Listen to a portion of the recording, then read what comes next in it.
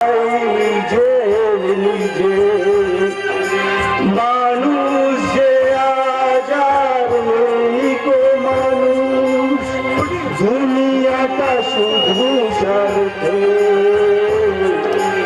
মরাজ ভাই গো সংসার পরিচয় সবাই নিজে নিজে।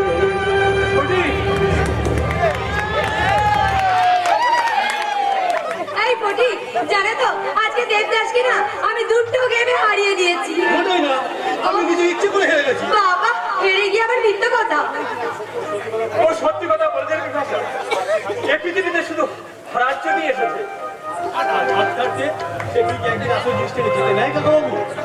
ওই আশাতেই তুমি এ বাড়িতে এসেছো তো আমি জানি, কিন্তু দমদা ডকল বিড়াল নেচে কোদে নাচ দেখাতেও পারলেও কখনো ইঁদুর ধরতে পারবে না। তুই কিন্তু সহ্যের সীমা ছাড়িয়ে যাচ্ছিস। দেবদাস তুমি এত মন খারাপ করছো কেন? এত সহজে রেগে গেলে হবে না দেবদাস। তোমাকে যে উন্নতি করতে গেলে জীবনে অনেক কষ্ট সহ্য করতে হবে, আর তাছাড়া মানুষ অনেক কিছুই বলবে, আর সেটা ভেবে তোমার মুখে তারা থুতুও ফেলবে, আর সেই থুতু কিন্তু তোমাকে ভুলে গেলে চলবে না। আর সে কথা ভেবে তুমি যদি ভয় পেয়ে পালিয়ে যাও, আরে তাতে কি হয়েছে? খারাপ লাগলে তুমি তোমার ওই উন্নতির সাবান জল দিয়ে মুখটা ধুয়ে নেবে, কিন্তু কোনোভাবেই কিন্তু লজ্জায় মুখ ঘুরিয়ে থাকতে হবে না। ও মুখ ঘুরানোর কোনো লাভ নেই, কারণ পিছনে ফেরার পথ ভেঙে ফেলেই দেবদাসে বাড়িতে এসেছে। সুতরাং দেবুদাকে এখন সামনের দিকে এগিয়ে পা ফেলতে হবে। আর সেই সুযোগে তোমরা আমাকে নিয়ে মজা করে ভেবেছো? ছি ছি ছি ছি ছি ছি। মজা করবো কেন? সার্কাসের জোকারেরা যখন মুখে চুনকালি লেগে ন ভাসায় তখন তাদের দিকে আমার খুব মজা হয় গো। এই না বটে, এবার কিন্তু আমি খুব রেগে যাচ্ছি। দাঁড়া, আমার পাটাটা মচকে গেছে, আমার পায়ের জুতোটা একটু খুলে দেবে প্লিজ? আচ্ছা আচ্ছা দিচ্ছি।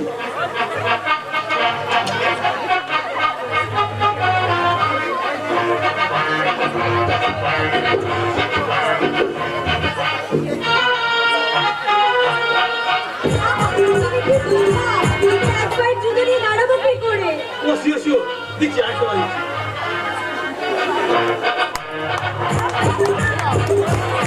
তাই বলি ওখানে আমার একজোড়া জুতো রাখা আছে, প্লিজ এনে দাও না। একেবারে রাস্তি তো দিদিমণি, আর ওর ঘর জামাই নয়, তাই তাকে লাথি মারলে সে পথে নেমে যাবে। তবু কারোর পায়ের জুতো হাতে নিয়ে যাতে ওঠার চেষ্টা করবে না। দারুণ দিয়েছি বিকাশা, এটা থোতা মুখ একেবারে ধোতা করে দিয়েছে। আরে বাবা তুমি ভাবলে কি করে ও তোমাকে অপমান করবে আর আমি চুপচাপ মুখ বুঝে সহ্য করবো? ওই জন্যই তো আনার নাম করে ওকে আমি ওর জায়গাটা বুঝিয়ে দিয়েছি, বুঝেছো? শুধু আমি বুঝতে পারলাম না ওই ফটিক আর দেবদাসের মধ্যে কার জায়গাটা ঠিক কোথায়।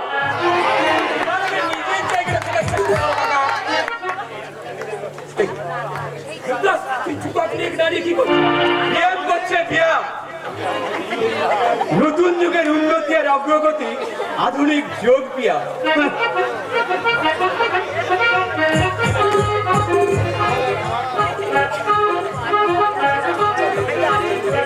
এই যে আমার আর বিকাশা একই দিনে বিয়ে হচ্ছে বলে কার্ড ছাপানো হয়ে গেছে। দেখি দাদা, আমাকে না জিজ্ঞাসা করে তোরা বিয়ের কার্ডও ছাপিয়ে দিলি? তোরা সময় আমাদের হাতে ছিল না, কার্ড যখন ছাপানো হয়ে গেছে বিয়ে ওই দিনেই হবে। দাদা বিপাশার ওপর জোর খাটিয়ে কোনো লাভ নেই দাদা, তাহলে হয়তো ওই দিনের আগেই আমি নিজেই স্বয়ংবরা করে অন্য কারোর গলায় মালা পরিয়ে দেব। তুমি কি বলছো বিকাশা? আমি থাকতে তুমি অন্য কার গলায় মালা দেবে? তোমার মতো শিক্ষিত ছেলে যদি আমার জন্য নিজের ঘর পরিবারকে ভুলে যেতে পারে, তাহলে বুঝতেই পারছো কোনো একটা অশিক্ষিত ছেলেকে নিয়ে আমি ঘর থেকে বেরিয়ে যেতে পারবো, তাতে আমার কোনো বেগ পেতে হবে না। হ্যাঁ ঠিকই বলছি, আমার দিকে যে হাত তুমি বাড়িয়েছো সেই হাতে তো জুতোর কাদা লেগে আছে। যদি প্রকৃত শিক্ষার আর সভ্যতার গঙ্গার জল দিয়ে ওই হাতটা তুমি ধুয়ে আমাকে সেই ঘাটে মালা নিয়ে এসে আমার সামনে দাঁড়াতে পারো, তাহলে সেই দিনের জন্য আমি অপেক্ষা করে থাকবো দেবদাস, আমি অপেক্ষা করি। ঘরের মধ্যে গিয়ে ম্যানেজ কর, গিয়ে কোনো লাভ নেই, কারণ এ বাড়িতে আসার পর থেকে যে বিপাশা বলে নাগাল আমি পেলাম না। নাগাল পার কোনো দরকার নেই, সোজা ভিতরে গিয়ে ওর সামনে হাত জোড়া করে বসে পড়ো। মনে রেখো, বিপাশাই হলো তোমার উন্নতির গ্যাস বেলুন। ওই গ্যাস বেলুনের সূত্র ধরে তোমাকে আমার কোম্পানি সুপারভাইজার থেকে ম্যানেজার হতে হবে। নিশ্চয়ই যাবো। আপনি আশীর্বাদ করুন বাবা, আমি যেন আপনার বুক রাখতে পারি। বিয়ের কার্ড এসে গেছে, দেখেছো? আমি কি করবো? বিয়ে তো আমি করছি না, বিয়েটা করছিস তুই। অবশ্য ভালো হয়েছে, এই বয়সে ডবকা কচি ছুরিকে বিয়ে করলে বইয়ের ভিড়ও বলে যেতাম না। তাহলে আর ওকে আমি ইয়ে করতাম কিভাবে, মানে বেগুন পোড়া। সে কি বাবা, তুমি আমার বউকে ফুরিয়ে মারবে? ভালো হয়তো কি ওই হারাম বেগুনের সারা জীবন তোর কোণে বসিয়ে রাখবো নাকি? দলিলটা লেখানো হয়ে গেলে আমি ইয়ে জানবো, ইয়ে মানে একটা দেশলাই। দেশলাই কাঠি দিয়ে কিন্তু সোনার লঙ্কা পুড়িয়ে গেছে যায় স্যার।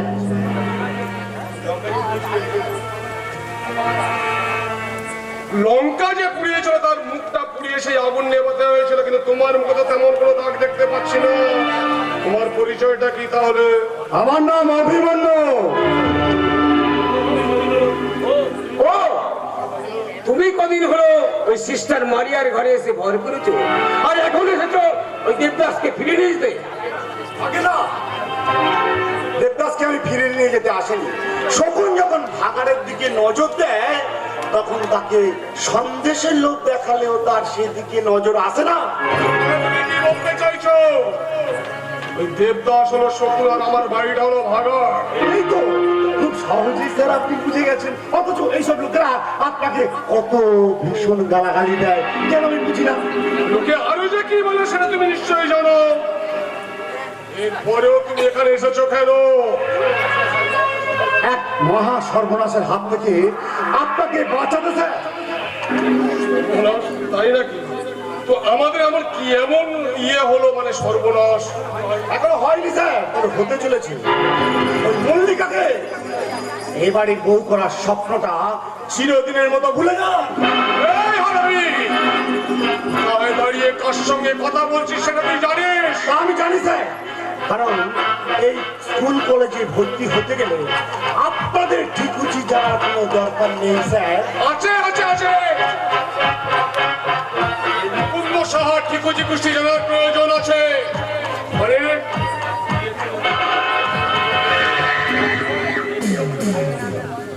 এখন তুমি নিয়ে চোখে মল্লিকার বিয়েটা দেখে যাও। এই নাও, তোমাকে আগাম কার্ড দিয়ে ইয়ে করে রাখলাম, মানে নেমন্তন্ন। তুমি কাজটা ছেড়ে ফেললে? হ্যাঁ, কারণ কয়েক বালতি চোখের জল ফেলে দিলেও আপনাদের আসার স্বপ্নটাকে আর ফিরে পাবেন না। কারণ মল্লিকাকে এই অভিমন্যুর কাছ থেকে আর কেউ আলাদা করতে পারবে না। কথাটা বলে গেলাম। Mind it.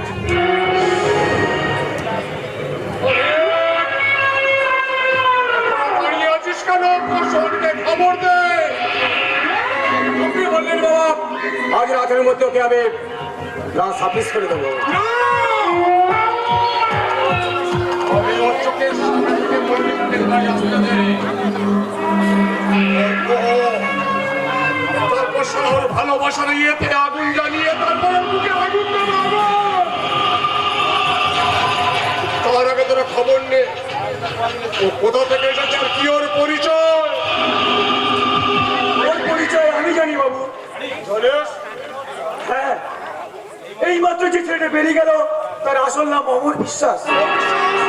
হ্যাঁ, যে অমর বিশ্বাস লকআপ থেকে পালিয়ে গিয়ে অভিমন্যু নাম নিয়ে লুকিয়ে আছে। তুই আমার সাথে খেলাচ্ছ, আজই ওর কোমরে দড়ি পড়াতে হবে, দড়ি।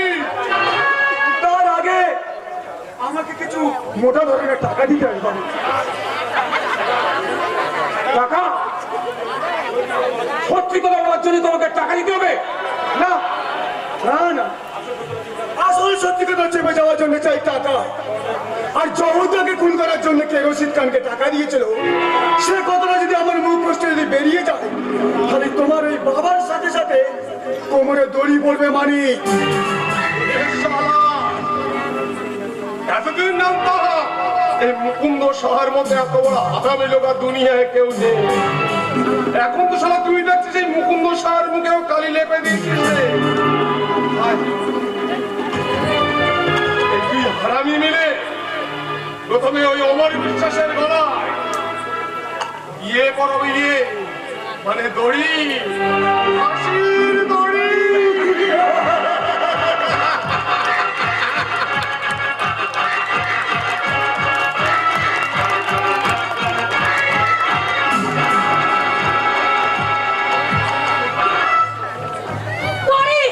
ফাঁসির দড়ি, আমি অমর বিশ্বাসের গলায় ফাঁসির দড়ি দেখতে চাই। এছাড়া আমি অন্য কোনো কথা ভাবছি না, আর জীবনে কোনোদিনও ভাবতে পারবো না। মাথা গরম করিস না দিদি। কল্যাণ, নিশ্চয়ই কোথাও কোনো গল্প সামান্য কথায় যার চোখে জল আসে। কল্যাণ, অভিনয় অভিনয় সবটাই ওদের মতো মানুষের অভিনয়। আমাদের মতো মানুষ ওদের চরিত্রটাকে কখনোই চিনতে পারবে না। কিসের চোখটা কখনো আসামিকে চিনতে ভুল করে না মল্লিকা? তাই আমার সেই চোখটা আজ ওই ছবিটাকে চিনতে চাইছে না। তবু আপনি ওকে অ্যারেস্ট করবেন না, এই তো ওকে পালিয়ে যাওয়ার সুযোগ করে দেবেন। কিন্তু একটা কথা মনে রাখবেন কাকা বাবু, আমার বাবা কিন্তু আপনার বন্ধু ছিল। সেই মৃত স্মৃতিটাকে ভোলার জন্য আপনি ওকে অ্যারেস্ট করুন। নিশ্চয় করবো মল্লিকা, নিশ্চয় করবো। আমার পুলিশি জীবনের অভিজ্ঞতা থেকে বলতে পারি অভিমন্যু কখনো পালিয়ে যাবে না। কিন্তু শেষ প্রান্তে পালিয়ে যায়, তাহলে ওকে খুঁজে বের করে তার শাস্তি দেওয়ার দায়িত্ব আমি নিজেই নেব। তবু নিজে আপনি ওকে পালিয়ে যাওয়ার সুযোগ করে দিচ্ছেন। আমি মানছি সে আপনার মেয়ে রক্ত দিয়ে জীবন বাঁচিয়েছিল, তার প্রতি আপনার কৃতজ্ঞতা থাকা উচিত। কিন্তু আমার বাবাও তো আপনার বন্ধু ছিলেন। আমার বাবাকে যে আমার বিশ্বাস খুন করেছে, তাকে কেন আপনি ছেড়ে দিচ্ছেন বলো? প্লিজ দিদি, তুই চুপ কর। এইরকম একটা ভয়ঙ্কর মানসিক বিপর্যয়ের মুখে দাঁড়িয়ে তুই আর কোনো কথা বলিস না দিদি, কোনো কথা বলিস না। হেরে যাবো? তুই পারছিস কি করে বাবার স্মৃতিটাকে এমনি ভাবে অপমান করতে পারছিস? অপমান নয় দিদি, অপমান নয়, অপমান নয় দিদি, অপমান নয়। আমি জানি অভিনয়ের কাজ কিছুতেই করতে পারে না, আর এই সত্যিটা একদিন সবাই বুঝতে পারবে দিদি, সবাই বুঝতে পারবে। কি বলি?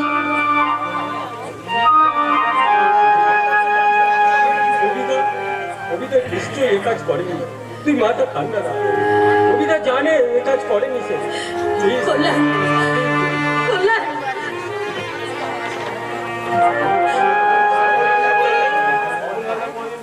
অমনি হালদার কোনদিন স্বার্থের পায়ে মাথা নোয়ায়নি মল্লিকা। অন্যায়কে যেমন শেষ করতে হবে, তোমার ন্যায় নিষ্ঠা সত্যটাকে বাঁচিয়ে রাখতে হবে।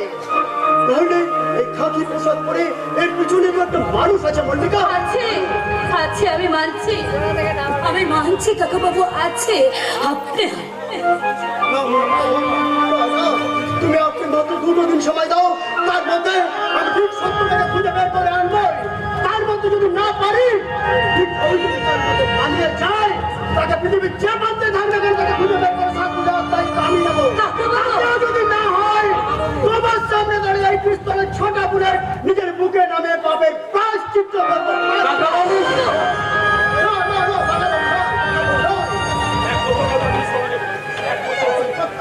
পুলিশ কর্মচারী তারা এই পোশাক ছুঁয়ে প্রতিজ্ঞা করছে, যতক্ষণ এই উচ্চতার গায়ে থাকবে ততক্ষণ সে জনগণের সেবা।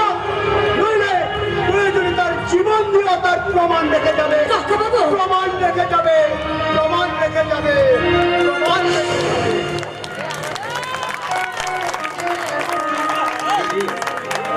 কাকাবাবুর ওপর ভরসা রেখে এই 2 দিনের জন্য তুই ভুলে যাওয়ার কথা বলে বাবার স্মৃতিটাকে এইভাবে তুই অপমান করছিস কেন? অপমান নয় দিদি, অপমান নয়। আমি বুঝতে পারছি এই হাত দুটো আমি কোনোদিনও ওই অভিধার বিরুদ্ধে ব্যবহার করতে পারবো না। পারবি না, কেন পারবি না? তুই কেন পারবি না বল, কেন পারবি না?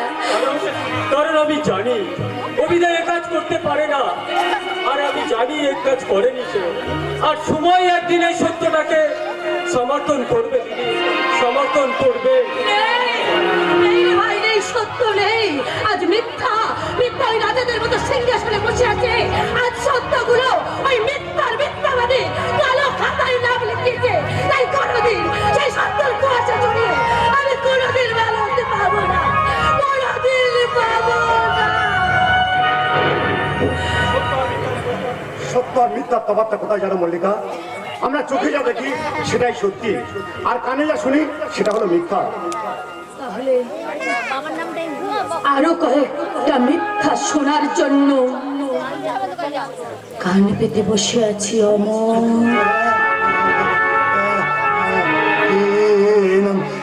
তুমি জানলে কি করে? কেন নামটা কি আমি ভুল বললাম মিস্টার? না না, মোটেই ভুল বলনি, কারণ তোমাকে একটা চমক দেওয়ার জন্য আমি ছুটে এসেছি, আর তার আগেই তুমি কথাটা বলে দিয়ে আমাকে উপকার করে দিলে। তাহলে আরো একটা সত্যি কথা শুনে যান মিস্টার অমর। না, আমি যাবো না। বহুদিন পরে আমার মনের সাগরে আনন্দের ঢেউ উঠেছে, সেই আনন্দের ঢেউ আবার নতুন করে সুরে বাঁশি ছুটটাও জেগে উঠেছে। আর এমন একটা ধ্বংসের দাবা আমার শুনতে পাচ্ছি। আরো একটা সত্যি কথা শুনে যাও, যে সত্যিটা তোমার স্বপ্ন হৃদয়টাকে ভেঙে চুরমার করে দেবে। একটা কালকে উঠে বিষাক্ত ছবি হয়ে আসবে, সেই নামটা হলো জহর ব্যানার্জি। হ্যাঁ, কলকাতার পথে যাকে খুন হতে হয়েছিল সেই জহর ব্যানার্জির মেয়ে মল্লিকা। তুমি বিশ্বাস করো, আমি তোমার বাবাকে খুন না, আর কোনো কথা বিশ্বাস করতে চাই না। এই মুহূর্তে আমার চোখের সামনে থেকে বেরিয়ে যাও। আমি সামান্য ভুলের বশবর্তী হয়ে তোমাকে ক্ষণিকের জন্য ভালোবেসেছিলাম, তাই আরো অপমান হওয়ার আগে এখান থেকে বেরিয়ে যাও। বেরিয়ে যাও বলছি। কিছুতেই যাবো না।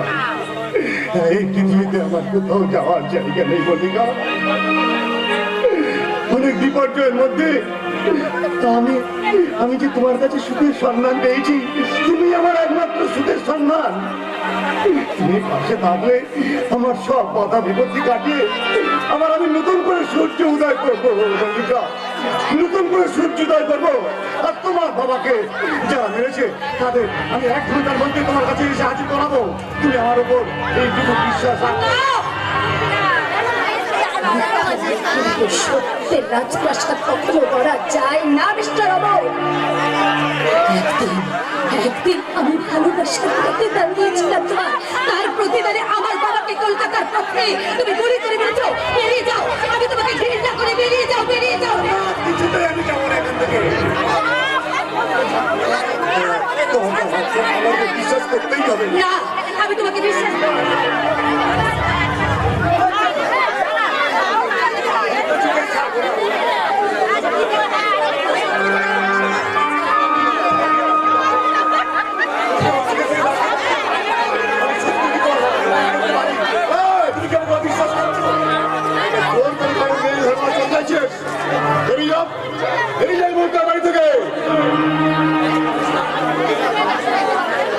জীবনের সঙ্গে যখন জোয়া খেলতে নেমেছি, তখন সত্যের সূর্যটাকে না পাওয়া পর্যন্ত আমি এখান থেকে কিছুতেই যাব না।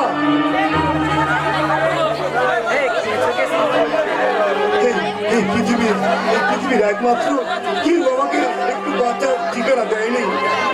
তাই তো যারা আমাকে এই চক্রব্যূহে বন্দি করে রেখেছে, আমি একটা কথা বলে যাচ্ছি, তুই একটা আমার পেয়েছিস, তোরা ভেঙেছিস ঘর বাড়ি, সে কথা তুই যে মনে ভরণে কখনো ভুলিতে পারি। আমি নির্নষ্ট মানবিকতার যদি আমি কেউ হই, স্বজন হারানো শ্মশানে তোদের চিতা আমি তুলবো। আশ্চর্য, মল্লিকা, আর কেনই বা আজ কি এমন ভাবে তাড়িয়ে দিলে? আমার কাছে সে কথা তুমি জানতে চেয়েও না। তবে অভিমন্যু নয়, ওর আসল পরিচয় আছে। কিসের পরিচয়?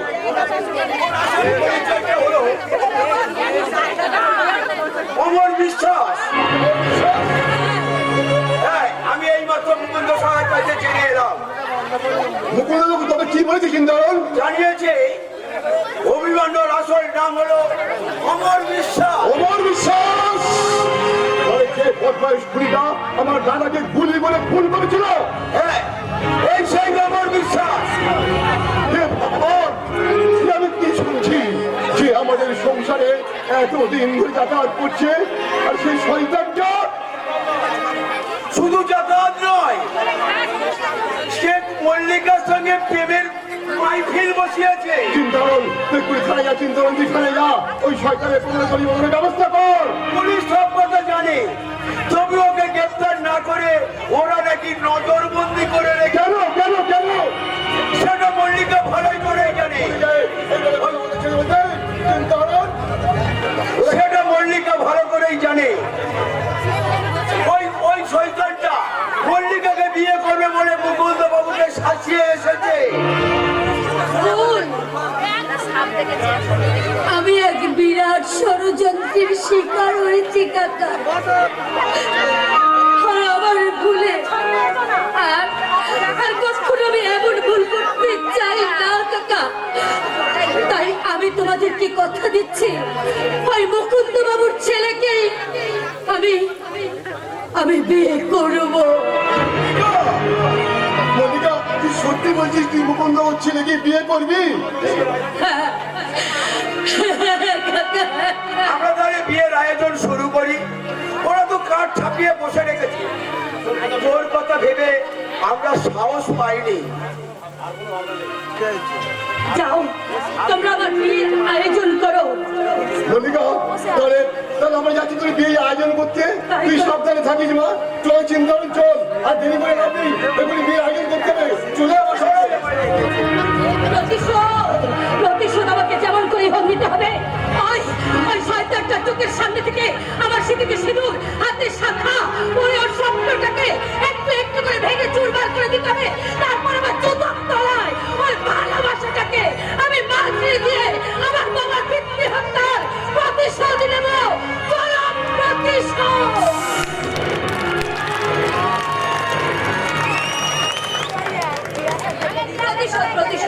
সত্যি যদি ফটিকের জীবন থেকে আমাকে প্রতিশোধের বীজটা পুড়ে দিতেই হবে, কারণ ফটিকের সর্বস্ব কেড়ে নিয়ে যদি ফটিককে কেউ গরিব করে দিতে চায়, তার সে আমার পরম শত্রু হলেও তাকে আমি কিছুতেই ক্ষমা করবো না। হ্যাঁ, তার আগে এই বাড়িতে বিয়ের উৎসবটাকে আমাকে বন্ধ করে দিতেই হবে। না ভুলো কখনো এই বাড়ি বিয়ে বন্ধ করার কথা উচ্চারণ করবে না। এই প্রথম এ বাড়িতে এত বড় একটা উৎসব হচ্ছে, একসাথে জোড়া বিয়ে, জোড়া নেমন্তন্ন, আমরা সবাই ডবল খানা খাবো। তুমি কি সত্যিই অবুঝ? তোমার মনের মধ্যে কি কোনোদিন তুমি বুদ্ধির চাষ করবে না? বটে বেশি বুদ্ধি গলায় বাঁধা পাথরে মানুষকে সংসার সমুদ্রে ডুবিয়ে মারে বিপাশা। আর বোকামি হলো সেই মূর্খের কাজ, যেটা যেটা পায়ে দিলে এক নিমেষে মাটির পৃথিবী থেকে বোম তুলে চলে যাওয়া যায়। তুমি সত্যিকারের বোকার মুখে এইসব কথা আসে না। তুমি সত্যিকারের বোকা নও। আমার মনে হয় তুমি আমাদের থেকে বুদ্ধি গুণে অনেক ঊর্ধ্বে, তাই মাঝে মাঝে নিজেকে বোকা সাজিয়ে রাখো, তাই না? অত কথা যদি আমি বুঝতাম তাহলে তো আমার বুদ্ধির দোষটাই কেটে যেত। ওই দোষটাই যে তোমার স্বপ্নের পুরো গুণ। হ্যাঁ বটি, তবু সব সময় না বুঝে থাকার ভান করো। তুমি কেন বুঝতে চাও না যে দেবদাসের মতো ছেলেকে আমি কোনোদিনও ভালোবাসতে পারবো না, কোনোদিনও বিয়ে করতে পারবো না। আমি যে তোমাকেই ভালোবাসি বটি। আমি তোমার মনে এক মিথ্যে স্বপ্নটাকে ভেঙে দিতে চাই বটি। মিথ্যে স্বপ্ন নয় বটি, ওটাই আমার জীবনের সবচেয়ে বড় পরম সত্যি। তোমাকে ভালোবাসি ভালোবাসি ভালোবাসি। ভুল দিদিমণি, ভুল ভুল, ওটা ভালোবাসা নয়, ওটা এক ধরনের বিলাসিতা। মেয়েদের মনটাকে তুমি কোনোদিনও বুঝতে পারবে না বটি। তবু মানুষের মনটাকে তো বুঝতে পারি। যে জীবনে মানুষ বাঁচে না, সেই জীবনটা তার রক্তে মাংসে মজ্জায় মিশে গিয়ে একটা পুরানো অভ্যেসের মতন হয়ে যায়। তখন মানুষ চেনা জীবনের বাইরে গিয়ে একটা অচেনা অজানা অদ্ভুত জীবনকে খুঁজে বেড়ায়। মহারাজারও তখন মটর বাজার খাওয়া শখর। না, এই বাড়িতে থেকে আমি অনেক রাজভোগ খেয়েছি। হ্যাঁ, আর সেই রাজভোগের মধ্যে চলো না বঞ্চনার রক্তের দাগ লেগে আছে। এই সমস্ত অন্ধকার জীবন থেকে আমি সরে এসে তোমার মতো একটা সত্যের আলোর কাছে আমি ভালোবাসা পেতে চাই। আমি তোমার ভালোবাসা পেতে চাই। চমৎকার! আজ বাদে কাল যে আমার বউ হবে, সে কিনা এক বাড়ির চাকরকে প্রেম নিবেদন করছে। ফটিক যদি এ বাড়ির চাকর হয়, তাহলে আমার বাবার কারখানায় যেই মানুষটা চাকরি করে তাকে আমি কি বলবো দেবদাস? চাকরি করে চাকর হয় না। আমার শিক্ষা দীক্ষা শিক্ষা বংশমর্যাদার সঙ্গে তোমাদের এই পড়া গাছটার কোনো তুলনা হয় না। ও সত্যি এ বাড়ির পড়া গাছ ঠিকই, ফটিককে আমার বাবা দয়া করে এ বাড়িতে আশ্রয় দিয়েছে। আর তুমিও তো ওরই মতোই এ বাড়িতে পড়গাছা হয়ে আছো। হ্যাঁ ঠিকই বলছি, ফটিককে আমার বাবা দয়া করে এ বাড়িতে আশ্রয় দিয়েছিল, কিন্তু টাকার লোভে তুমি তো তোমার শিক্ষা দীক্ষা বংশমর্যাদাকে সমস্ত কিছুকে বিসর্জন দিয়ে এ বাড়িতে পড়ে আছো দেবদাস। তুমি কি বোঝো বিপাশা? আমি ঠিকই আমি তোমায় বলছি। ভালোবাসি। দিদিমণির পরিচয়ের সাথে বিরাট একটা টাকার অঙ্ক জোড়া আছে বলেই আজ তোমার হিসেবি মনটা ভালোবাসার অঙ্ক করতে পেরেছে। নইলে ওই গরিবের মেয়ে শেফালির ভালোবাসাটাকে তুমি ফুটবলের মতো লাথি মেরে চলে আসতে। বিপাশার কথা নেচে তোর কোনো লাভ নেই। ওর বাবা তোকে কোনো দিনও মেনে নেবে না। জামাই হওয়ার শখ থাকলে আমিও লেখাপড়া শিখে গলায় দুটো সার্টিফিকেট ঝুলিয়ে তোমার মতন আমারও হওয়ার চেষ্টা করতাম। আর সেটা পারিনি বলে এই অশিক্ষিত ছেলেটা এখনো মাথা উঁচু করে দাঁড়িয়ে আছে। উঁচু মাথাটা আমি ভেঙে দেবো। বাবা তোমার এত দূর স্পর্ধায় তুমি আমার ভাবি জামাইকে অপমান করে কথা বলো। বাবা, দেবদাস তোমার ভাবি জামাই এই কথাটা তুমি নিজে বেছে নিয়েছো, কিন্তু আমার স্বামীকে হবে সেটা বেছে নেওয়ার দায়িত্ব আমার। এবারে শেষ কথা আমার কথা। তাই তোর বিয়ের আগে ওই ফটিককে আমি ঘাড় ধাক্কা মেরে বাড়ি থেকে বের করে দেবো। তাহলে আমার শেষ কথাটা শুনে রাখো বাবা, যতদিন আমি এই বাড়িতে থাকবো ফটিকে এই বাড়িতেই থাকবে। বাবার ইচ্ছের বিরুদ্ধে একটা চাকর কি করে এই বাড়িতে থাকবে বলতে পারো বিপাশা? ও আমার স্বামীত্বের অধিকারী এই বাড়িতে থাকবে দেবদাস। হ্যাঁ বাবা, এতদিন তোমাকে অনেক কিছু বলিনি। এতদিন ধরে আমি শুধু দেবদাস আর ফটিকের মধ্যে নানা রকম পরীক্ষা নিরীক্ষা করে দুজনের মধ্যে তফাৎ খুঁজছিলাম। তাই আজ আমি আমার ডিসিশনটা তোমাকে জানিয়ে দিতে চাই। আজ আমি শুধু ফটিককেই ভালোবাসি বাবা, তাই আমার স্বামীত্বের অধিকার নিয়ে ও এই বাড়িতেই থাকবে। না না দিদিমণি না, জোর করে কেউ কাউকে কোনো অধিকার দিতে পারে না। ওটা নিজের জোরেই অর্জন করতে হয়। তাই বাবুর কথা মেনে নিয়ে আজই আমি এ বাড়ি থেকে চলে যাব। যদি কোনোদিন নিজেকে তোমাদের যোগ্য করে তুলতে পারি তাহলে তাহলে সেই দিন ফিরে এসে আমি তোমার দেওয়া অধিকারটা স্বীকার করে নেব। তুমি যোগ্য কিনা সেটা বিচার করার দায়িত্ব সামনের মানুষের, তোমার নয়। সে নিজেই যদি তোমার কাছে নিজেকে বিচার করে, তুমি চলে গেলে এই বাড়ি থেকে আমিও তোমার সঙ্গেই চলে যাব। আর সবার সামনে এই কথাটা আমি বললাম, তুমি আমার হাত ধরে সবার সামনে আমাকে এই বাড়ি থেকে নিয়ে চলো ফটিক। সাবধান করে আমার মেয়ের গায়ে হাত ছোঁয়ানোর চেষ্টা করলে তোর লাশটা আমি দামোদরের চরে ফেলে ফেলবো। এখান থেকে চলে যাও। ফটিক চলে গেলে তোমার পায়ের তলা থেকে সব মাটি সরে যাবে তো। কাকা এই সবারই দম্ভ আর অর্থের অহংকারটা তাসের ঘরের মতো ভেঙে চুরমার হয়ে যাবে। সবসময় উল্টো পাল্টা পাগলের মতো কথা বললে কিন্তু রক্তের সম্পর্কে দোয়াই গিয়ে বেশি দিন তোকে আমি ইয়ে করতে পারবো না। দাঁড়িয়ে আছো কেন? যাও বিপাশা হাত ধরে নিয়ে ভিতরে যাও। হ্যাঁ আপনি বললেন নিশ্চয়ই নিয়ে যাবো। এসে বিপাশা দাঁড়াও, কাকা তুমি কি বলতে এসেছো সেটা বলো তো। ভেতরে যাওয়ার আগে আমার একটা কথা জেনে যাও, অর্ধেক রাজত্ব রাজকন্যা পাওয়ার লোভে তুমি যে রাজকন্যার হাত ধরতে চাইছো তার বাবা কিন্তু মোটেই মহারাজা নন, সামান্য একটা পথের ভিখারি। মানে কি বলতে চাইছিস তুই? কত বড় কারখানার মালিক হয়ে আমি কোন দুঃখে ইয়ে হতে যাবো মানে পথের ভিখারি? এই দলিলটা যে নির্দেশ হয়ে তোমার পাশার ছক থেকে উল্টে দিয়ে ওই ফটিককে কারখানা মালিক করে দিয়েছে দাদা। সত্যি তো, তার মানে আমরা যা ভেবেছিলাম সেটাই ঠিক। হ্যাঁ, এই বাড়ির সমস্ত সম্পত্তির মালিক ওই ফটিক। আমি কি করে বাড়ি দেবো?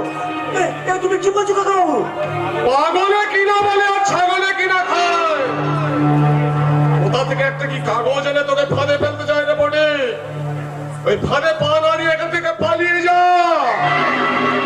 ফটিক পালিয়ে গেলে দলিলের লেখাগুলো তো আর বুঝে যাবে না দাদা। হ্যাঁ। এখানে কষ্ট করে লেখা আছে তোমার কারখানা 10 বিঘা জমির আসল মালিক হলো ওই ফটিকের বাবা। তোমার বাবা ওই কারখানার মালিক? হ্যাঁ ফটিক, এখানে লেখা আছে তোমার বাবা মারা যাওয়ার আগে আমার বাবাকে তোমার সমস্ত দায়িত্ব দিয়ে গিয়েছিল। হ্যাঁ, আর সেই জন্য সমস্ত সম্পত্তি আমার বাবার হাতে তুলে দিয়েছে। আরে মাননীয় মহাশয় সে কথাটা চেপে কি ওই জমির উপর কারখানা করে মহারাজ হয়ে বসে আছে, আর আসল মালিক চাকরের পরিচয় নিয়ে বাড়িতে পড়ে আছে। এবার মনে পড়েছে, আসলে তালে বলে সবাই করে বিশ্বরণ হয়ে গেছিল। মহাদেব মহাদেব খুব ভালো করেছিস ভাই, তুই দড়িটা উদ্ধার করে খুব ভালো করেছিস। এই, ফটিক, দাঁড়িয়ে আছো কেন? যাও বিপাশার হাত ধরে নিয়ে ভিতরে যাও। ফটিক চুপ! ফটিক না, আজ থেকে ওকে ফটিক বাবু বলে ডাকবে। যা বাবা ফটিক যা, ভিতরে যা। না বাবু না, এনারা বারবার বেলতলায় যায় না, তাই এ বাড়ি থেকে যাওয়ার সময় হয় আমি আমার সম্পত্তির অধিকারটা কেড়ে নিয়ে যাব, নয়তো ভিখারি বেশে আপনার মেয়ের মাথায় সিঁদুর পরিয়ে আমার সাথে নিয়ে যাব। সম্পত্তি অথবা মেয়ে, এই দুটোর মধ্যে আপনি একটাকে বেছে নিন, অন্যটা আমি নিয়ে যাব। চলো চলো বিপাশা। ওর সম্পত্তিটাই আমার থাক, নেই বরং আমার মেয়েকেই নিয়ে যা।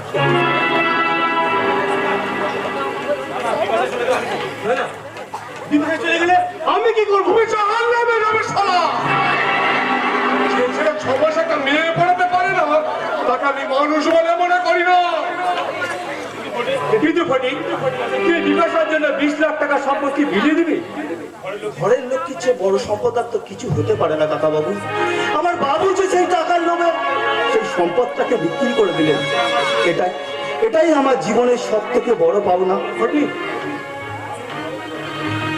বাবা, আমি জানি না তোমার ব্যবসার কথায় আমি তোমাকে হারাতে পারলাম কি জেতাতে পারলাম, তবে শুধু এইটুকু জানি বাবা, এই সংসার কাউকে বড়লোক হতে চায়, আর এই সংসারে কাউকে কেউকে বড়লোক হতে সাধে। তাই এই সংসারের সব থেকে বড় মানুষটার মনের স্বাধিকা হতে পেরে আমি নিজেকে ধন্য বলে মনে করি বাবা। আজ আমি আসি। সার্থক করার জন্য আমি আমার স্বাধীন পরিচয় তৈরি করব, এমন কিছু করব যাতে লোকে আপনাকে মুকুন্দ শাখা নয়, এটা ফটিকে শ্বশুর বলে মনে রাখে।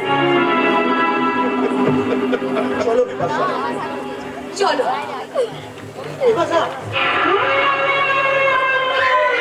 কি বাবা, তুমি ঠুনো জগনের মতো দাঁড়িয়ে আছো কেন?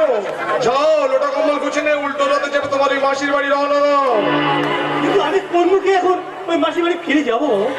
হ্যালো, এক কান কাটা হয়ে এ বাড়িতে এসেছিলে, এখন 2 কান কাটা হয়ে নাচতে নাচতে এ বাড়ি থেকে চলে যাবে। আচ্ছা, যেতে তো আমাকে হবেই, কারণ উচ্চাসা রোগীর চশমা চোখে দিয়ে আমি আশা গোলাশার তফাৎটা বুঝতে পারিনি। শিক্ষার অভিমানে ভুলে গিয়েছিলাম যে সোনার পাত দিয়ে মনে একটা শেওড়া গাছ কখনো সেগুন গাছের মর্যাদা পায় না। আর এই সত্যিটাও আপনাকে একদিন মেনে নিতে হবে। ওর প্যান্ট করে যতই আপনি সাথে সাজি না কেন, আপনাকেও একদিন থানায় বসে বিড়ি বাঁধতে হবে।